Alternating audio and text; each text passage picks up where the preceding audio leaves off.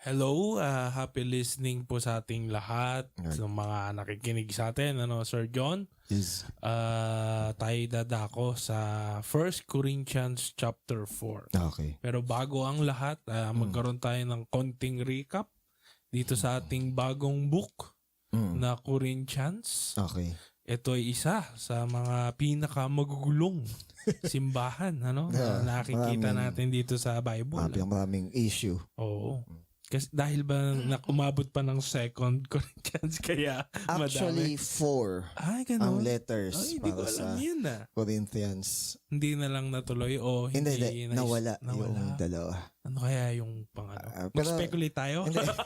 Pero sabi naman daw, since hindi nawala yung dalawa, hindi niloob ni Lord na makita yung dalawang letter. So meaning to say, ito lang talaga yung masabi natin na ito is enough na. So ano ba? Ano bang nangyari dun sa mga first 3 chapter ng Corinthians? Matatandaan mo, sir? Siyempre, yung una is yung kinocommend sila ni God. Oo. Kaya nga Yan lang. yung calm before the storm. Parang ganun, Kaya nga lang, no, bandang gitna, doon na sinabi na meron silang carnality. Then, kino-comment na parang, Christian pa din naman kayo. kaya nga lang, but you are carnal. Tapos, sa mga sumunod na verses, yun din yung milk at saka yung meat. Alam kung di ako nagkakamali, chapter 1, sir, yung may division. Nandun din. Then, yung Actually, chapter... ngayon kaya sila carnal, ang symptoms nun, may division sa church. Okay, pero sa chapter 2 kasi, doon naman yung immaturity. Kaya sila may division dahil immature sila. Ganun naman. Tapos, yung chapter 3 naman is yung patungkol sa... Nga ba yung chapter 3?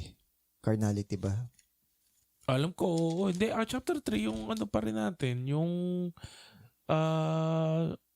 parang ganun pa rin. Sino ba si Apollos? Sino ba si Paul? Ayan. And division At factions. saka yung hindi pwedeng i-judge ng mga karnal yung Christian. Okay. Ayun. Tandaan mo yun, sir? Yes.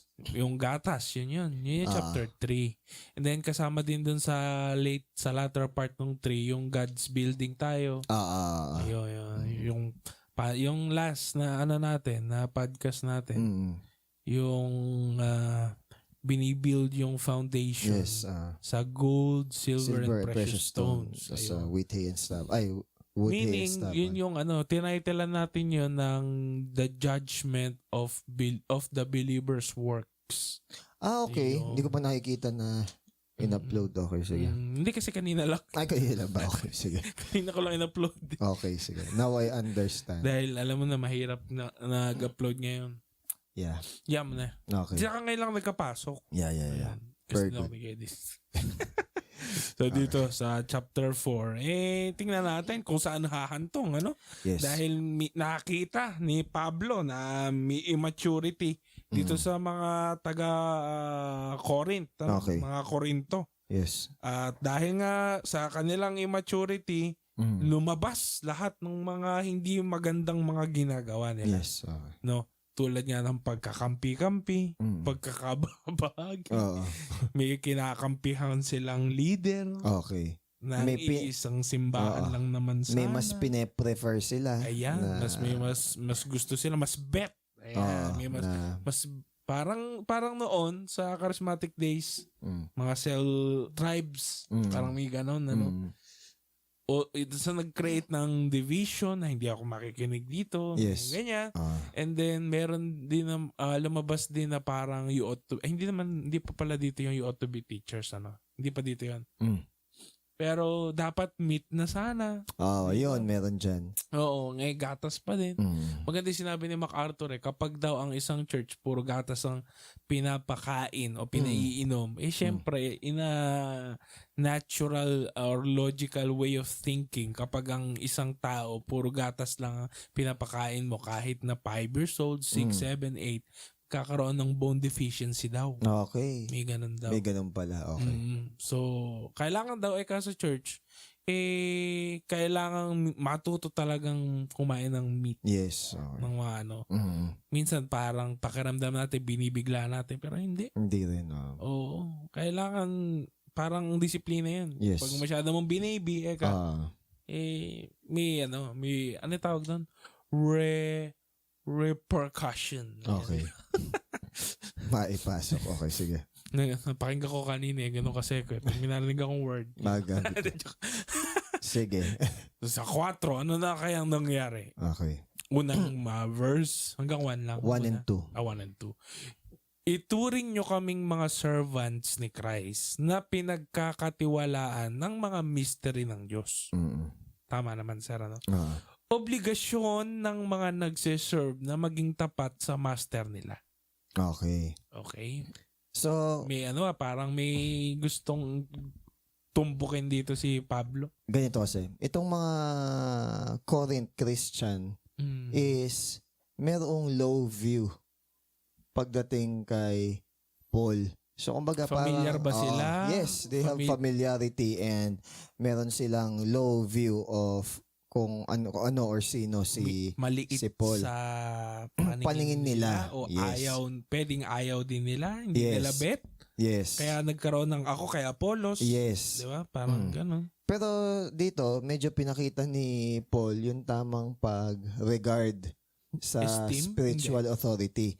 Hindi naman para itaas yung sarili niya, pero hindi naman para i-degrade yung sarili niya, kundi yung balanse na pagtrato sa isang Alam mo, sir, marami servant ng ni taong God. allergic dyan eh. Tayo, for a while, naging allergic tayo kapag may narinig tayo na kailangan i-honor ang leader. Di ba parang for a while naging allergic tayo dyan? Oo. Kasi nagamit against us eh. Oo. Nagamit sa atin na in an abusive way. Yes. Na parang kahit na Bible verse yan, pag ginamit mo, meron tayong familiarity na, baka ginagamit mo yan para lang sa sarili mong kapakanan. Okay. At ako'y aabusuhin mo lamang. Okay. Pero that is as biblical as John 3:16. Yes. So kumbaga, siguro kung nung una-una, medyo ma-offend ka pa talaga. Pero ngayon is, hindi ine-explain mo na lang naman kasi. Buti sana kung itong topic na to, noon-noon pa, binobrought up mo to gain control over people and to lord over them. May ganun talaga, sir. Oo. Meron talagang ganon na parang ginagamit na abuse yung salita ng Diyos to manipulate and control people. Pero kung alam mo naman ikaw sa sarili mo na diligently, na rightly dividing the word, sineshare mo lang yung word, hindi dapat siya hindi siya dapat maging reason na, ginagamit mo yung word para, hindi. Pinipreach natin yung whole counsel ng salita ng Diyos. Meron nga akong napanood na clip about, sa Amerika kasi magulo.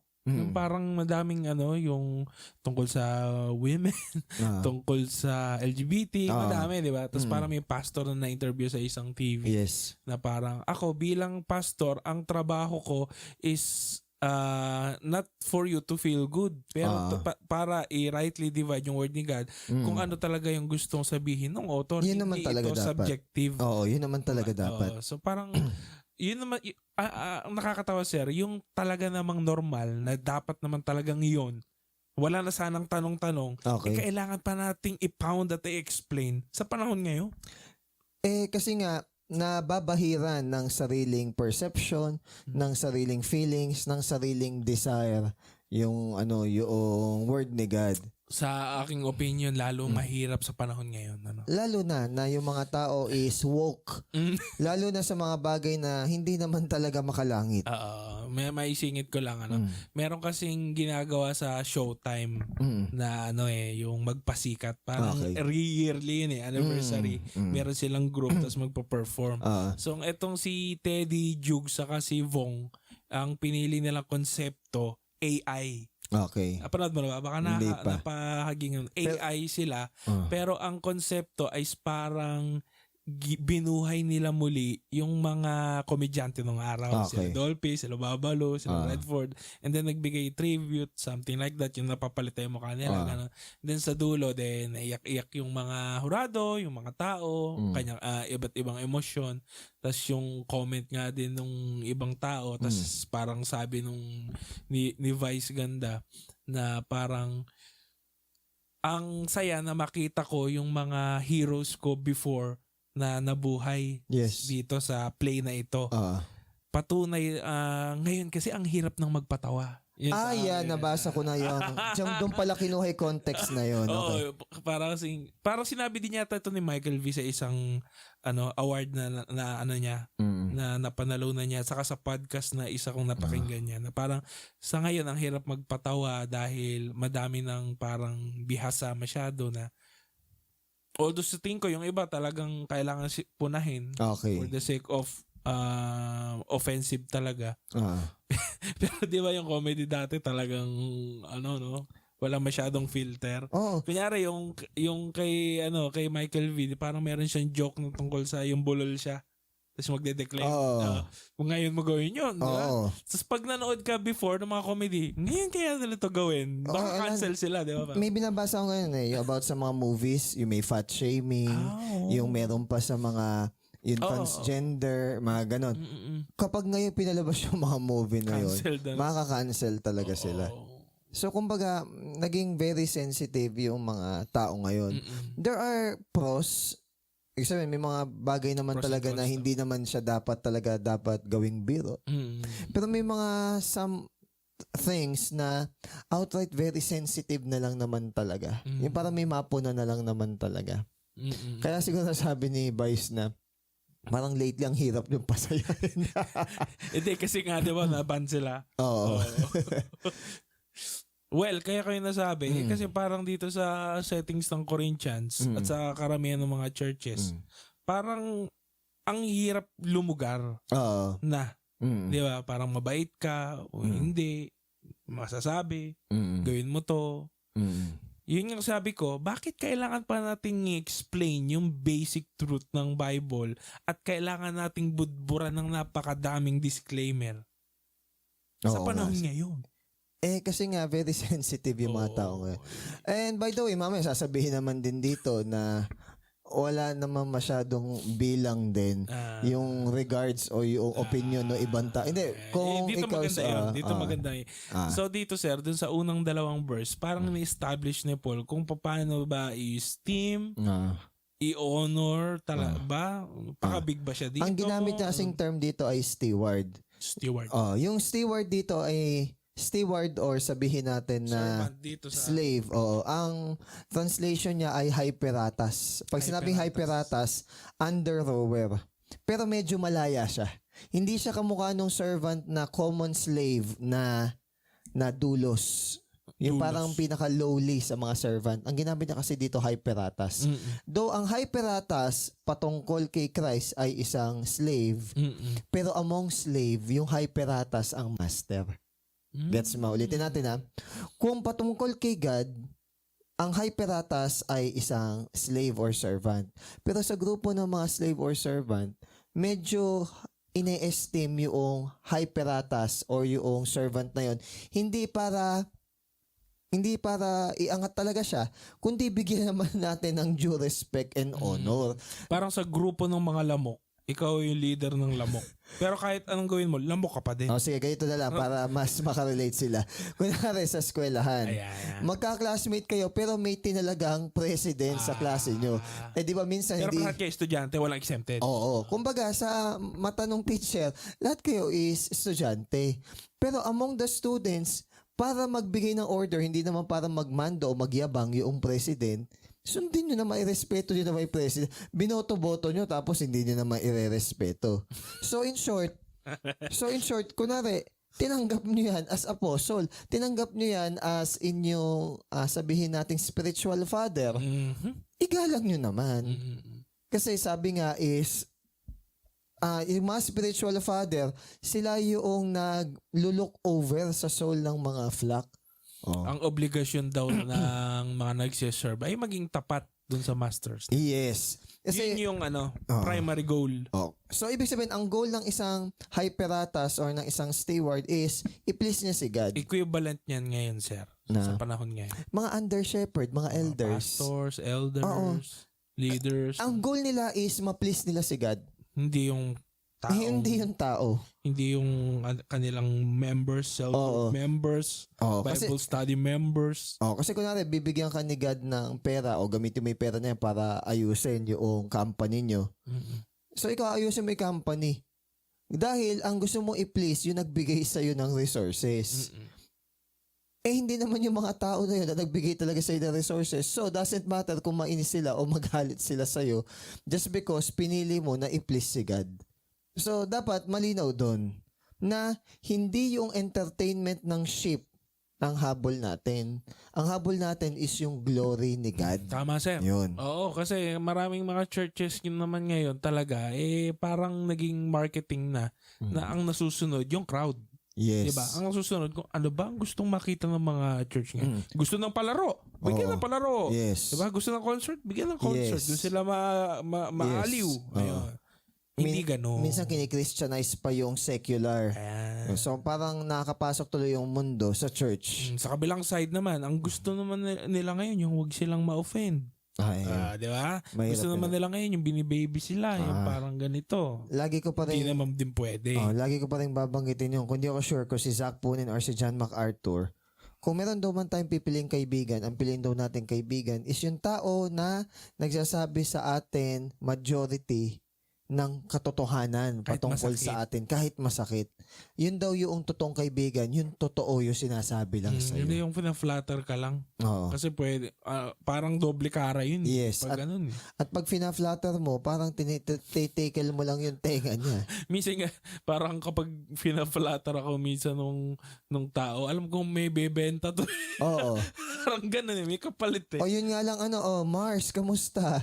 Pautang. O, di ba? Alam mo naman yung... Hindi mo na kinakamusta na to Oo, bigla na. Pero alam mo sir, parang pansin ko din, parang kunyari may gustong umutang sa'yo, kahit di mo kakilala, yung magugulat ka na lang. Bigla ka lang i-message. Parang di naman kayo close. Di ba? Yeah. Parang, hindi naman yun yung topic. Pero na ano ko lang, na yun yung realidad. Baka makarelate kayo. So in short, yun nga, dapat ang goal ng servant is magawa yung will ng master niya. So bilang pastor, elder, leader ng simbahan, kung kayo ay medyo nadiderail dahil baka sa walk natin, sa pagpapastor o sa pangangalaga ng tupa ng Diyos medyo naligaw tayo dahil magulo yung simbahan na kinapupuntahan mo. Tapos minsan parang nasusway nila tayo na parang yun ang mas nasusunod sila kaysa sa Diyos, sa gustong paggawa ng Diyos. Mali na yun. Oo, mag-repent. Actually, even yung elder or pastor, hindi rin naman sila yung outright na dapat masunod Kaya nga may mga council ng elders na yung isa ay dapat mag-submit doon sa buong council. Para check and balance din na hindi i-abuse yung power and authority. Kasi sa Lord of the Rings, diba? Nung nasuot niya yung ring. So, kumbaga, kailangan... Kasi pag may power, tas sa isa lang, nakokorrupt yung tao. Or maaaring yun na talaga yung desire ng puso niya, inilabas lang dahil doon. Yan. Parang empower lang. Na-empower, nabigyan, na magnify lang. Yes. Yung desire. Sabi nga nila, kung gusto mo daw makilala ang tao, dalawang bagay lang. Bigyan mo ng kapangyarihan at pera. Oo. Oo din. Malalaman mo, ano talaga nasa puso. Yes. Exactly. Para makilala mo ang tao. 3. To 5. Okay. Pero hindi importante sa akin kung i-judge nyo ko. Unang kahit na anong korte na standard ng tao ang sinusunod. Ako nga, di ko ginajudge ang sarili ko. Malinis ang konsensya ko. Pero hindi ibig sabihin wala akong kasalanan. Ang Panginoon ang magja-judge sa akin. Kaya wag niyong husgahan ang kahit sino kung hindi pa ito ang tamang panahon. Hintayin niyo ang pagdating ng Panginoon. I-expose niya sa liwanag ang lahat ng mga tinatago sa dilim at ipapakita niya sa ang mga planong nasa puso ng tao. Tapos ibibigay ng Diyos sa bawat isa ang papuring deserve nila. Okay. Ngayon, binabanggit dito na dapat ba yung mga Christian is sabihin nating judgmental sa mga elders, leaders, and pastors? Paano ba naging nila? Paano judgmental ba sir? Yung parang pinupuna yung mga bagay na hindi pleasing sa kanya. Sa elders, yung elders ang judge. Oo. Ngayon sabi dito, pwede ba na ang maging attitude natin ay huwag tayo mag-judge before the appointed time? Lalong-lalo na, hindi naman natin alam yung tunay na laman ng puso ng bawat isa. Ngayon, dahil mababa ang tingin sa kanya ng mga tao, si Paul, wala daw siyang pakialam kasi ang habol daw niya yung pagtingin sa kanya ng Diyos. Kahit yung mga propeta nga sa Old Testament, di ba? Hinahamak ng mga tao. Pero syempre, ang goal pa rin nila... Gustong ulo ng Israelite, di ba? Ang goal kaya kasi sinabi ni Jesus, manang-mana kayo, di ba? Oo. Kaya ang goal nila is, tawag dito, ma-please si God, hindi yung tao. Kasi, parang, if man-pleaser ka, hindi mo talaga ma-please si God. Would rather please God than men. Ngayon, sir. Napaka-basic niya. Ngayon, kung kine-claim natin na wala kang right na sabihin natin na mang-judge or mang-correct, kung sinasabi ng mga members na wala kang right mang-correct bilang elder, at sasabihin pa nila na only God can judge them, ang sabi dito, nire-remind sila ni Paul na siya ay ang kanyang spiritual father at may karapatan siya na i-correct sila sa mali nilang behavior. So kaya sinabihan ka na ang harsh mo naman mag-correct o blah blah blah, hindi ka dapat ganyan-ganyan. Actually, pwede mo palang sabihin na have to remind you na ako yung elder ng church. Hindi para iyabang. Malalaman mo naman sa heart mo kung niyayabang mo yun or ginagamit mo talaga yun na issue Pero kung talagang humble konting ka in paggalang heart. naman. Parang ganun. Di ba? Minsan parang, oy, tatay mo ako Parang ganun Oy, teacher nyo ako. Hoy. Di ba? Parang ganun sa mga sa school. Yes. Ay, may teacher dito. Di ba? Kaya nga, wag natin sasabihin yung only God can judge me. Baka pag bumaba talaga si God at i-judge sila, baka manghinig sila. Kaya pag may nagsasabi na only God can judge me, hindi. In-appoint din ako ni God na pwede rin kitang punahin. So... Hindi ka naman hinuhusgahan. Kasi kunyari, ang panghuhusga kasi, di ba, ay wala ka ng pag-asa, impyerno ka na. Yun yung konteksto dito Appointed time Tsaka yun na-judge natin intention ng tao, ba't niya ginagawa yun? Mali din yun. Ayun. Ngayon sabi niya, even yung sarili daw niya, hindi niya ginajudge si Paul in terms of yung pagiging harsh or negative sa sarili. Bakit? Kasi, hindi naman natin alam kung ano ba talaga ang judgment ni Lord sa bawat isa So kung tayo, hindi tayo ginudge ni Lord, mag-ingat din tayo sa ibang tao. Pero, kumbaga, minsan yung estimate natin sa sarili natin pwedeng mataas, pwedeng mababa. So, huwag na nating masyadong i-judge yung sarili natin in terms na ang bobo-bobo ko, ang engot-engot ko, ang hina-hina ko. Huwag na daw nating i-judge yung may mali ba sa akin kasi ito'y sinasabi nila sa akin. Huwag mo daw i-judge yung sarili mo. Because si God naman daw ang nakakakita talaga ng laman ng iyong puso kung bakit mo ginagawa yung mga bagay na yun. Yung kabilang side naman. Ang tali-talino ko naman, ang galing-galing ko, ang pogi-pogi ko. Ay, maging humble ka naman. Yun. Yung isa kasi low esteem Oo. So, kumbaga, kahit pa sabihin natin ng clear ang conscience mo, huwag ka rin mayabang.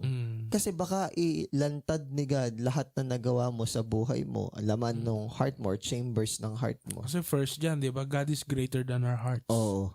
Mag-ingat ka din. Baka kasi masyado ka ng bulag sa sarili mong mga pagkakamali, hina-highly esteem mo pa yung sarili mo. Hindi, magandang meron kang self-awareness. Maganda yon. Yes. Pero hindi self-awareness lang ang makakapagsabi ng totoo nating estado. Ang judge naman natin sa dulo ng panahon is si Jesus. Okay?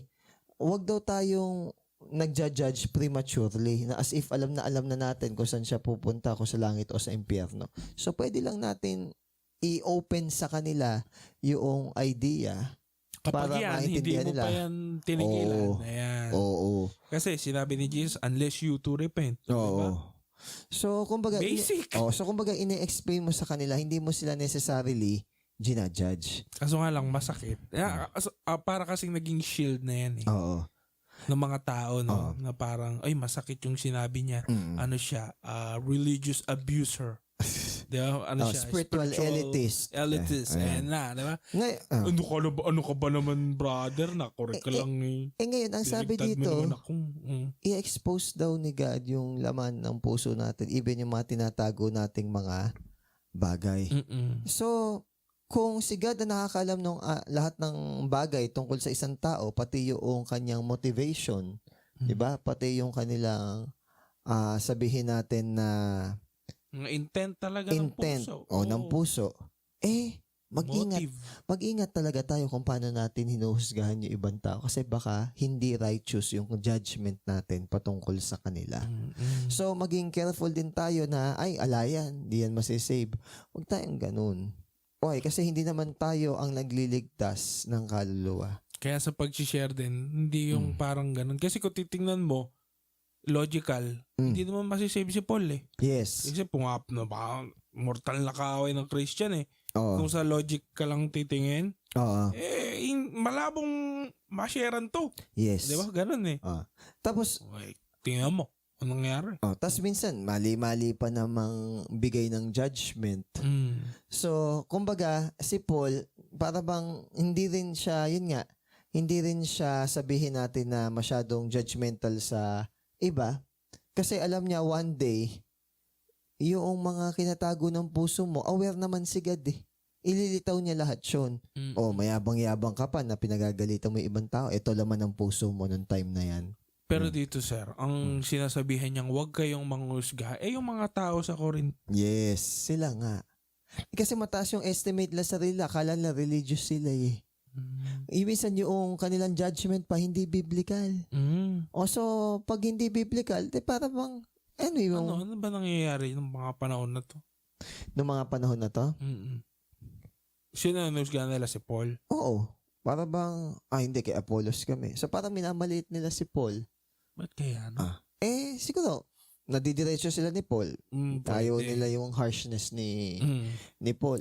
Eloquent kasi si Apollo. Oo. Pero matalino si Paul. So, dapat hindi tayo partial sa mga ganong bagay. Ano pa? Yung papuri ng mga Christian sa Corinth, hindi naman siya ganun kahalaga eh. Ang pinakamainam pa rin na papuri sa atin is yung pag-recognize sa atin ni God na well done my good and faithful servant. Yun yung mas okay. Oo, kasi yung parang hinahabol mo yung kailangan malinis yung pangalan ko sa kanila. Yes. Diba? Kailangan ma-esteem ako ng tao. Kailangan makita ni pastor na mature ako. Yes. Kailangan, di ba? Kailangan makita niya sa leader na nag-devotion ako. Oo. Dati ganun eh. So, pa nagiging religious na lang. Hindi talaga nagbabago yung heart. Hindi rin parang, hindi ko masabing religious eh. Parang pretense dahil meron kang gustong patunayan sa tao. Totoo din. Parang gano'n. Kaya nga mas mainam na hintayin mo na si God yung mag-commend or mag-condemn sa'yo. So, kumbaga, huwag tayong ma-discourage na, elder ka, leader ka ng church, kung ano yung sinasabi sa'yo, huwag yun i-concern mo. Ikaw ba is obedient ka kay God? Ikaw ba is humble? Ang sabi dito, ang trabaho lang naman talaga, obligasyon na ang nagsiserve, yung maging tapat sa kanilang master. So, dito, parang ina-encourage ni Paul sa atin bilang mga readers, yung, kunyari, ikaw man na isang elder o pastor, kadalasan nahuhusgahan tayo ng simbahan na kung saan binigay ng Diyos sa atin. Yes. No, o binigay tayo ng Diyos sa simbahan. Okay. Oo. 'Di ba? Parang minsan 'di ba walang ako sa ministry. 'Di ba walang ako. Tapos minsan parang gusto mo magdrama, 'di ba? Na parang ako na nga ang nagpagod. Pero bakit ganito pa, di ba? Pero dahil nga walang ikaw, minsan inaano mo na lang din. Pero madami din namang drama yung mga ibang pastor. Oo naman. Dramang bukid. Yes. Di ba? Dami rin namang ganun. So, kumbaga, hindi concern ni Paul kung purihin siya ng mga tao. Ang concern ni Paul is yung mga tao is maging aware dun sa salita ng Diyos. Ngayon, yung pagsunod o hindi pagsunod, nasa kanila na yun. Nasa kanila yung bola. Oo. Ang problema kasi, bakit yung mga tao is hindi ganong sumusunod, hindi nila binibigyan ng pahalaga yung salita ng Diyos. Hindi siniseryoso. May sinabi nga akong examples kanina eh. Pinahalagahan nyo ba as totoo yung salita ng Diyos? Kunwari, 10 Commandments. Opo daw. May nababiolate ba kayo ng mga kasalanan doon? Opo. Oh, anong ginagawa nyo? Okay? So, ba't ko nga ba sinabi yun? Bibigyan halaga. Dapat sa pag-share pa lang ng word ni God, hindi na natin pinapagpag eh. Kaya may shinare ka na dapat ganito, dapat ganyan. Minsan na-approach natin, opinion lang yun.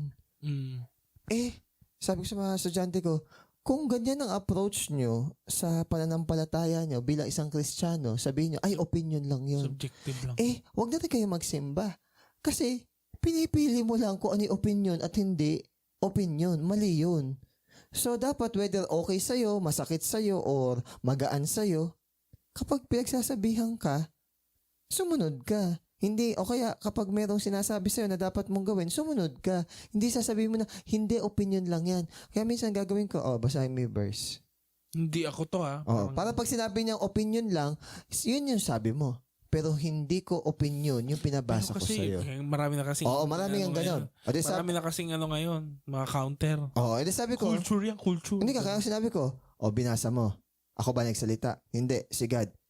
Sa Diyos kami pananagutan, hindi sa akin. Ngayon, kung akala mo na ang Diyos is wala lang, ay malalaman mo kung paano kumilos ang Diyos. So, wag mong i-take for granted yung mga sinasabi, salita ng Diyos, lalong-lalo na kung nasa pulpit, lalo na sa service, seryosohin natin. Ngayon, kung ang tingin lang natin sa lahat ng bagay, opinion, ano na yung totoo? Hindi dapat ganun yung approach.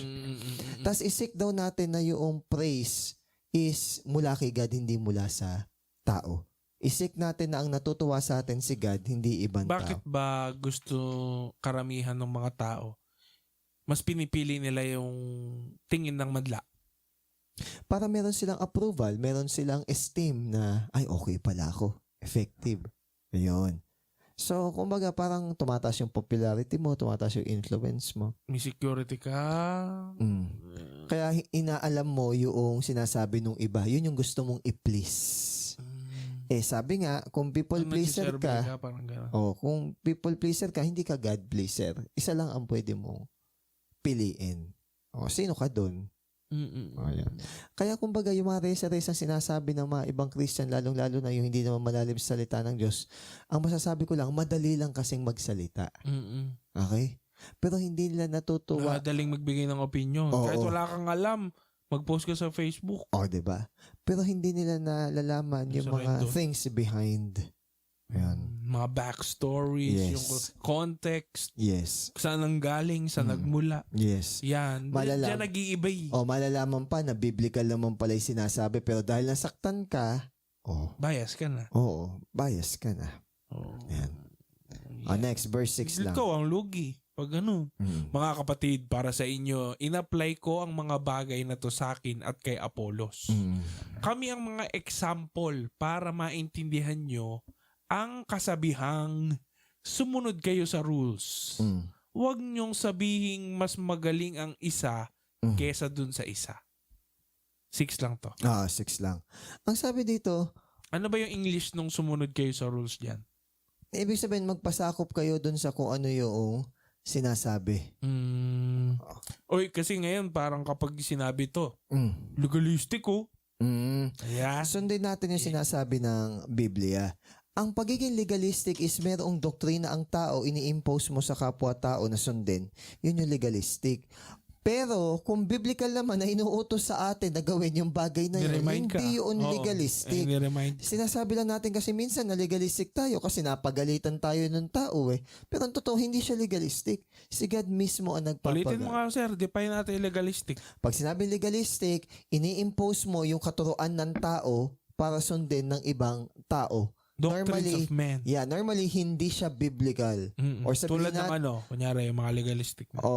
Halimbawa, dapat ganito yung gawin mo, ganyan-ganyan. Gayahin mo ko, ganito yung ginagawa ko Pero hindi mo naman sinusulat ko devotion ko. Pero hindi mo naman makikita sa Bible yun. Yun. So sinita mo yung, bawal yung babaeng pastor, dapat ganito gano'n yan, napaka-strict mo naman, napaka-legalistic. Hindi Yun naman talaga sinasabi ng Biblia. May verse Ngayon, kunwari, pupunahin natin yung mga elders or leaders, anong pamantayan na ginamit natin? Ayan. yung pamantayan ba, ito na yun, yung pamantayan ba nating ginamit, godly, biblical? May mga tao sinasabi lang biblical, pero hindi. Kinokondem pa nga noong sinasabi nila, yung sinasabi ng Kaya pala Biblia. sinabi ni Paul dito, kahit na anong korte na standard ng tao, ang sa tingin ang susunod, wala na akong pake. Oo. Kasi standard lang ng tao. Yung standard ng Diyos ang dapat masunod. Napaka-superficial pa kung paano i-evaluate ng tao yung isang elder pare o yung Ibig sabihin, pastor. sir, kumbaga si Paul dito, hindi ang ginagamit minsan na panghusga sa kanya, yung mga hindi valid. Unbiblical. Unbiblical. Ano ba ang mga samples ng mga unbiblical na mga way of yung criteria for judging na na unbiblical? Yung Halimbawa is hindi naman tapos ng Bible school yan. Pwede. Yun. Oo nga, masungit nga yan eh. So ganito yan before. Ang tanong nga ni Paul, sige, kung ano yung sinasabi mo, ang unang tanong ni Paul, pag kinausap ka after niya mag-share, tama ba yun na ituro ko? So yun yung unang priority niya. To make sure na yung naituro niya sa tao is tama. Hindi na tanong na na-offend ka ba? Hindi. Kailangan niya munang ma-sure. Na-bless ka ba? Oo. Kailangan muna niyang ma-sure na naituro niya yung katotohanan o yung tama sa mga tao. Regardless na yung emotion. Pero syempre, careful pa rin tayo, maging sensitive pa rin tayo sa needs or sa feelings ng ibang tao. Pero hindi dapat yun yung magtulak sa atin para hindi natin gawin yung tama. Sensitive ka na hindi mo naman binabali yung word ni God. Oo. So, yun. Tapos, sa mga iba naman, huwag daw tayong maging puffed up. So, pag sinabing puff up is, huwag kang magkaroon naman ng high estimate sa sarili mo na beyond doon sa nararapat lamang. Kung high estimate yung sarili mo. Puff up. No, tapos, binigyan ka ng trabaho na hindi mo naman pala alam. Ano mo, mapapel. Ikaw na. Yun yung mangyayari. Pag mapapel. Madami kasi mapapel din eh. Oo din. Oo, wala namang bubuga. Minsan kung sino pa yung walang kino-contribute sa growth ng simbahan, sila pa minsan yung gumagawa ng problema. May tinatawag na sa business yung Pareto Principle. Yung Pareto Principle is yung, sino walang ambag? Yung gumagawa ng 80% ng problema, yung 20% ng population. Diba? Kung sino pa yung kung sino pa iilan, sila pa yung gumagawa ng issue at saka ng mga problema. Pero ganoon naman talaga siguro kapag hindi ka pag hindi ka busy sa Ngayon may tatlong tanong kasi dito eh. Sige nga sir. Okay, isa-isay natin. Una, paano mo nasabi na iba ka sa akin? What makes you different? Hinirang ka ba ni God? May nagliwanag ba noong inelect ka ni God? Pangalawa, paano mo nasabi na iba ka sa ibang tao in terms of dahil ba yan sa pride? Tingin mo sarili mo, mabuti ka, siya masama? Another yon. Another na tanong is, ano ang meron ka na hindi mo muna na tanggap kay God? So sinasabi dito, lahat ng good and perfect things ay galing kay God. Ang problema nga lang, kaya hindi natin tinatanggap dahil ma-pride tayo. Pride pa rin talaga. Yes. Doon mo nga bagsak. Yes. Yung angas, yung yabang, yung mataas na tingin sa sarili. Yes. Ano pa ba yung mga ibang kasukulam-sukulam na termino sa pride sa Tagalog? Yun ang naman yun eh. Mapagmataas, mayabang. Hindi naman ingrato. Iba naman yun. So umaga, maging very careful daw tayo. Iskanor. Na wag mayabang o na wag magyabang. Tapos, nasabi din dito so, is... So, sabihin, yayabangan nila si Paul? Yeah. Di ba nga umpisa pa lang, mataas ang spiritual estimate nila sa kanilang mga sarili. Saan galing yun? Pride. Ay, okay ako. Ay, natututo ako. Ay, nabasa ko na yung ganito. Ay, alam ko na yung mga ganito. Tapos, yung realidad hindi. Wala naman. So, nakakaaway ganun. So, it's very important. Pero kapag mayabang pa din, parang huwag mo nang kawaan. Parang... Oo din. Parang ang hirap ka. Naawa kayo na sense na bakit siya ganun. Oo. Pero minsan kailang parang ma-realize din ng... Kasi for a while talaga may face din naman tayo na talagang ang pride natin na hindi talaga nagpe-penetrate yung word ni God sa atin, di ba? Yun naman talaga eh. May pride tayo, di ba? Oo. Ngayon, paano natin may iwasan yung self-glory? Yung tayo yung nagbubuo sa sarili natin. Yung term maganda. Self-glory. Una, tanongin mo sarili mo is, binibigay ba natin sa Diyos yung pasasalamat na para sa Kanya? Yun. Ano pa? Namumuhay ba ako na may pagpapakumbaba at pagpapasalamat? Tapos pangatlo,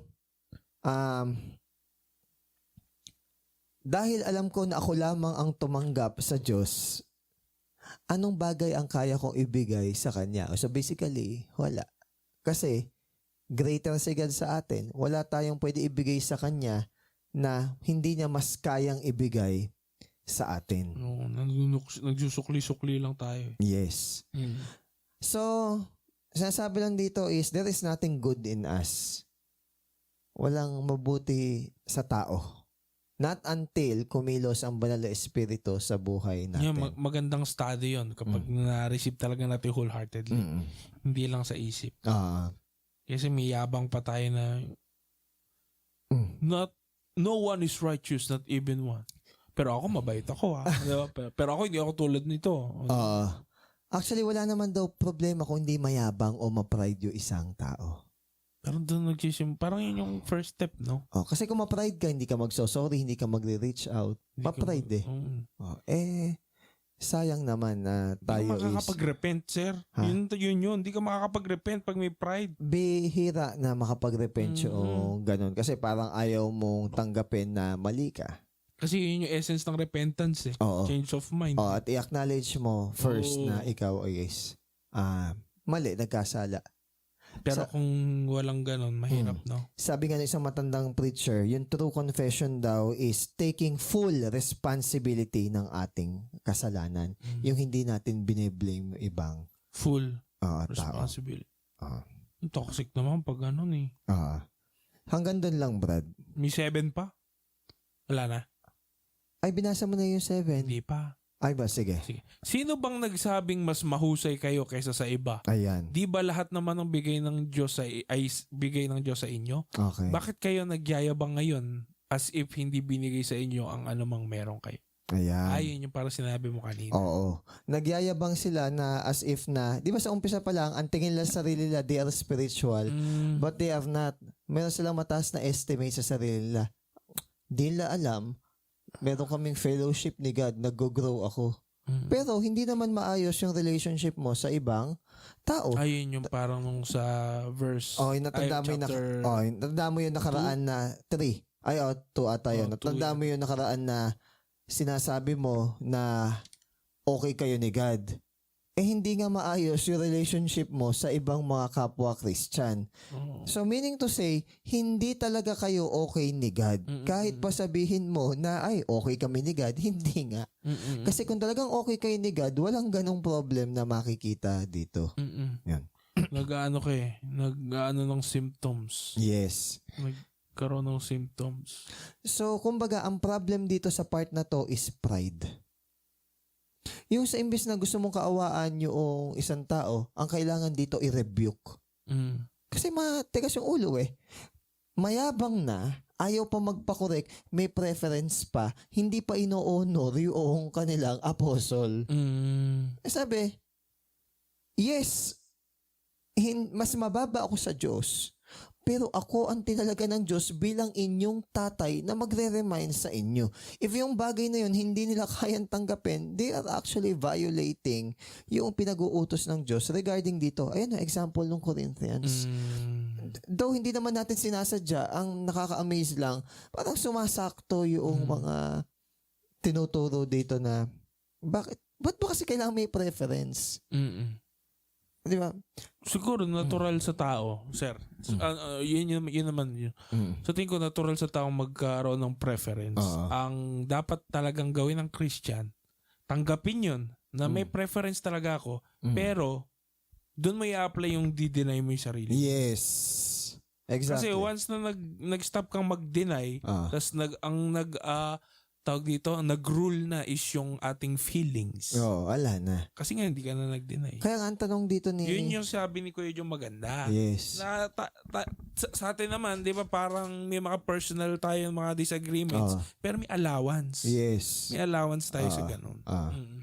Ngayon, parang, di ba tinanong dito ni Paul, kunwari may mga negative na comments sa kanya or low view or esteem sa kanya. Anong tanong niya? Yung sinabi ko ba sa inyo ay yun totoo?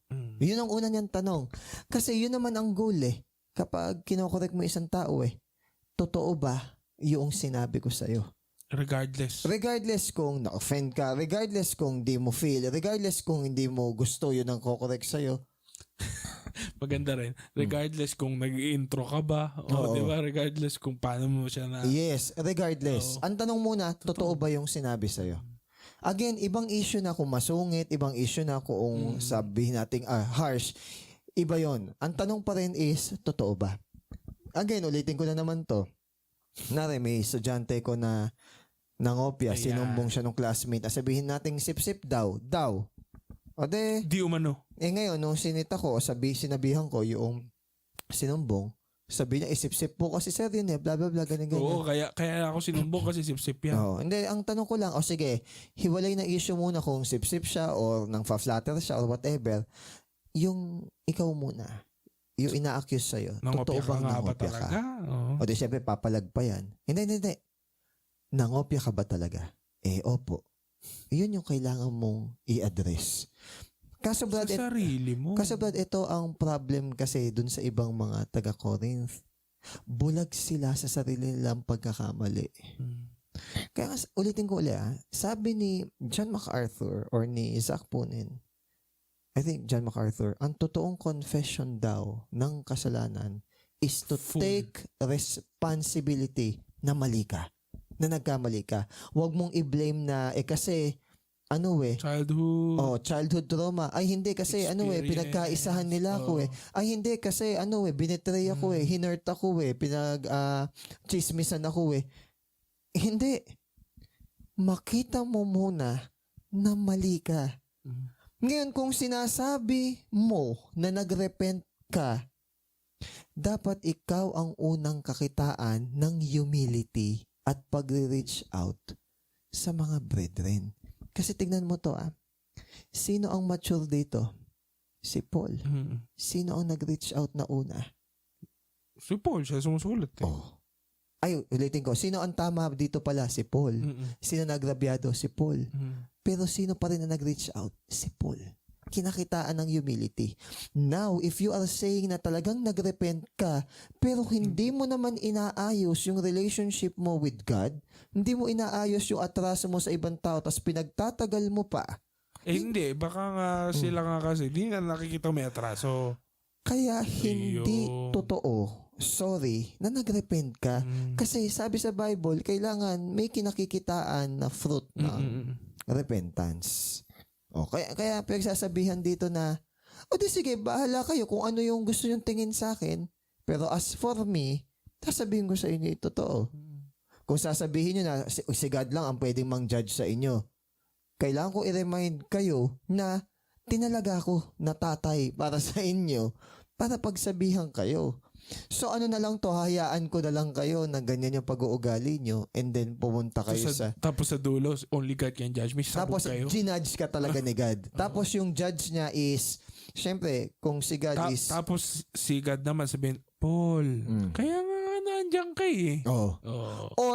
Or pwede naman yung isa, ginawa ni Paul yung trabaho niya, sinasabi mo, only God can judge me. Hinantay mo yung judgment ni God. Ginudge ka ni God. Sobrang bagsik ng judgment ni God. Tapos magagalit ka.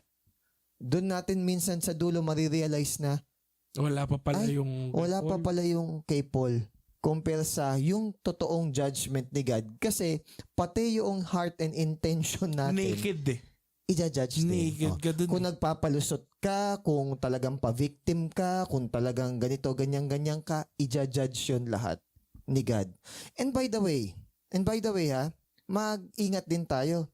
Kasi kunwari hindi na tayo nakokorek, mali na lahat ng tao maliban sa sarili natin, ingat ka baka kasi self-deceive ka na. Sabi sa Thessalonians ba yun? Na pag yung tao ay ilang beses nang kinokorek, ayaw magpakorek, dinedeny yung correction, ano sabi sa dulo? Si God na mismo ang magpapadala ng lying spirit. Deceiving Oh, spirit. deceiving spirit. Sorry. Deceiving spirit. Tama God rin is naman. not a liar. God is not a deceiver. Kumbaga, i-allow ni God na, sige, ayaw mo naman magpakorek eh. So I-deceive you do not mo. love the truth. You do not love the truth. Sige, i-deceive mo yung sarili mo. Oh, kumbaga, Self-deceive, no? so self-deception. Yung maganda yun, may preaching si Zach Pony na yun, yung mga series, self-deception. Oh. Kaya, Save or self-deceive. kaya maganda yung sinabi ni Paul dito. Hindi na niya binibigyan ng high regard yung judgment sa kanya ng ibang tao. Kung alam niya na talagang nag-o-obey siya kay God. So kung mababa man yung tingin sa kanya ng tao, doesn't matter. Pero tinuro pa rin ni Paul kung papaano yung pagrespeto sa mga elders, leaders, or sa mga apostles. Kasi hindi man sa kanya gawin yung proper treatment, sana wag nyo namang gawin sa iba na elders or leaders. Parang sinasabi dito is, itrato nyo naman ng maayos. Nung nag-umpisa yan, tinalaga yan, tinanggap nyo eh. Bakit ngayon? Parang Hindi pa naman papanginoon eh. Yes, Diba? Parang exactly. pakinggan mo lang. Minsan sa part din naman ng elder, yung iba kasi hindi naman sila elder, hindi kasi nila nauunawaan kung gaano kahirap din eh. Na mag-rightly divide ng word, na mang-correct, na magre-risk ka, na ma-offend sa'yo kasi didiretsahin mo eh. Yung mga linya na di baling magalit kayo sa akin, at least minake sure ko na reminded kayo na yung bagay na to is mali. Mas Parang okay na yun. tinangke mo eh, no? Yes. Na-offend ako eh. Alat lang mangyari sa atin. Kaya nga, patagal, makikita mo kung gaano ka firm si Paul sa pagkokorek dito sa mga tao na to. Ang daming issue eh. Division, merong carnality, merong partiality. Ngayon naman, immaturity, tsaka preference. Tapos yung disrespect and low esteem pa doon sa kay Apostle Paul. Gaano kagrabe naman yung naranasan ni Paul sa kanila. Yun. So let us be careful. So kunyari ngayon, ita-translate natin to sa ngayong panahon. So ano ang mga baby steps na gagawin ng mga parang mga ito sa Corinthians, kung ikaw yung taong Korinto dito sa kwento, na ikaw yung may preference, tapos parang dito nung napakinggan mo, parang parang ganun nga ako kay pastor o parang ganun nga ako dito Ito. ano ang mga baby steps? Kung na-observe mo na talaga nagkakaroon naman talaga ng issue, tapos sasabihin mo, hindi, nag-reflect ako pero hindi talaga eh. Una, anong ginamit mong standard na pang-reflect? Feelings mo, emotions mo, binalikan mo lang yung ugali mo? Hindi. Anong sabi? Yung Biblia ang ating salamin. Reflect ka. Ginagawa mo ba to against dun sa mga taong involved? Yes. May partiality ka ba? Yes. Biblical. Hindi mo na-obey. Patay, mali ako. Yun ang tamang pag-reflect and tamang pag-response. Hindi tayo nagre-reflect na titingin ka lang na, ano ba kasi ginawa ko? Hindi eh. Bias ka talaga. Kasi hindi Biblia ang ginamit mo. Walang pang-check, no? Parang chinekan mo yung sarili mo. Exactly. Parang yun yung sinasabi ko sa inyo na hindi kasi Bible ang ginamit mo eh. Ang ginamit mo lang yung tingin mo lang sa sarili mo. Lokohan na lang tayo pag ganun. Self-deceive ka. Kasi ang ginamit mo is, kasi ang linaw. Nakakatawa no? Parang chinek mo yung sarili mong papel. Chinek mo lang yung sarili mong papel. Kunwari essay, hindi pinacheck ng teacher mo, lagyan mo agad ng 5 points. Oo nga. Kasi ang ganda ng construction ko ng word dito. Oo. Ikaw din. Ang daya, no? Tandaan mo, hindi ikaw ang standard. Yung Bible ang standard. Kaya natatakot ako sa mga tao na, kunwari sasabihin, hindi, chinek ko talaga yung heart ko, chinek ko yung sarili ko. Hindi eh. Hindi kasi ganun ang tamang pag-examine ng sarili or pag-check ng heart. Kuha ka ng Bible, ano sinasabi ng Bible? Tingin. Ako ba is humble?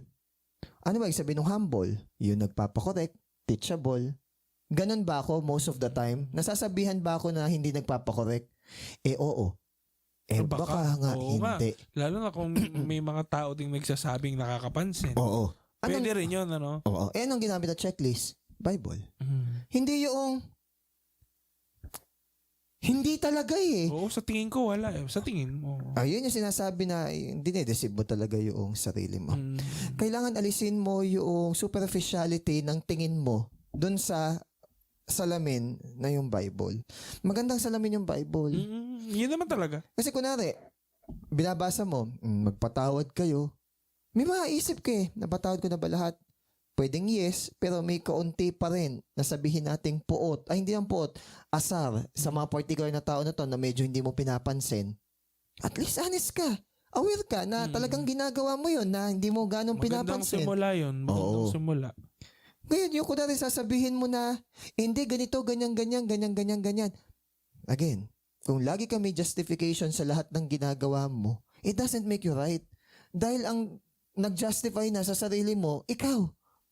Kung ikaw ang magja-justify sa sarili mo, patay ka. Why? Hindi mo kayang linisin yung sarili mo.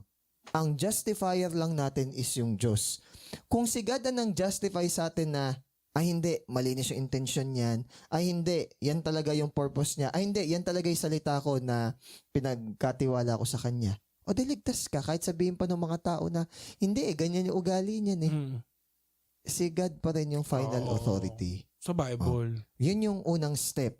Then, isunod mo na, sige, mahal ko ba si God? Yes. Evidential ba siya na mahal mo din yung mga brethren mo? Wala ka bang kaalitan o sabihing hindi pinapansin sa mga brethren mo o may nasasabi against sa brethren mo? Bakit? Biblical ba yun? Sila nga din, hindi ako pinapansin eh. Wait lang. Hindi yung about sila. Ikaw. Kung sinasabi mo na mahal mo ang Diyos na hindi mo nakikita pero hindi mo kayang mahalin, problema nila yun. Pero as for you, yun. Pero kunwari ikaw din, hindi naman ikaw yung nag-uunang nag-i-initiate. Ba't mo sasabihin nag-repent ka tsaka humble ka? Hindi mo nga magawa na ikaw yung mag-deny muna ng sarili mo. Ngayon ko sasabihin mo, hindi tama ako, mali sila eh. Na-try mo na ba na why not rather be wrong ikaw naman? Ikaw naman. Hindi, kung ganun pala, tama ka, mali. Kunyari, may ganung argument na tama ako eh, mali ako eh. Sige, magharapan. Ganun. Yun naman eh. Yun naman talaga sa ano eh. At saka yung isa pa. Sa Bible. Kung sabi natin, tama ka talaga. Sige. At yun lang yung nagiging issue. Why not rather be wronged? Na-try mo na ba na ikaw ang umako na, sige, ako na mali? Maganda yun. Magandang practice yun. So, kumbaga, at the end of the day, wala na issue na, hindi kasi ganito siya hindi kasi ganyan yan hindi tayo matatapos. Laging tayong may makikita. Yes. At kawag walang fruit ang repentance, hindi natin masisiguro na talagang yung tao is nag-repent. Hindi, bigyan nyo lang ako ng enough time. Sige. Ingat ka din. Today, if you hear His voice, do not harden your heart. Ayun din. Yung tama ka din, sir. Baka kasi magkalos Oo. Hindi kasi alam ng ibang tao na mentas pinagtatagal natin. Di ba? Naniniwala ako sa timing. Naniniwala ako sa proper communication. Okay? Hindi pa panahon. Oo. Naniniwala naman ako may ganun. Pero, kung yan ang lagi mong ginagawang excuse, dahil timid ka o proud ka, sorry to say, baka self-deceive ka. Baka self-deceive ka. Ganun. Ingat. Ingat. Pag ganun. Saka yun yung maganda. Ma-check mo. Yung sarili. Ngayon, kung ikaw naman yung sa kabilang side, na ikaw naman yung parang hinusgahan ng mga tao. Sige lang. Yung parang si Paul. Ano yung mga baby steps? Baby steps? Tuloy mo lang. Tuloy mo lang na i-share yung word. Huwag mong patulan yung sinasabi nila. Do not give. Huwag kang gumante dun sa ginagawa nila sa'yo. Kaya mo lang. Sige. Kung di ka pansinin, okay. As for you, tuloy ka lang. From time to time, sige, mag-remind ka. Yun, kung pe-personalin nila, it's okay. It's actually personal in the first place. So, kumbaga, hindi na may personal ka na. No, it's actually personal. Hindi personal yung relationship natin sa isa't isa tsaka kay God. Personal.